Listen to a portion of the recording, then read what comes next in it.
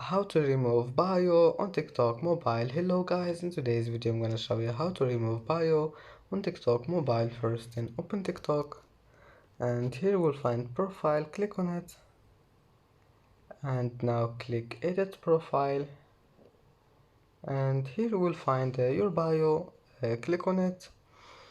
And now if you want to remove your bio, all you need to do is just delete it and then click save. And as you see here, the bio have been removed, and that's how to remove your bio on TikTok mobile. And that's it. It's easy, of course.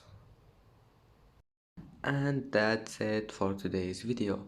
If you like this video, don't forget like and subscribe, and thank you for watching this video until the end, and see you in the next video.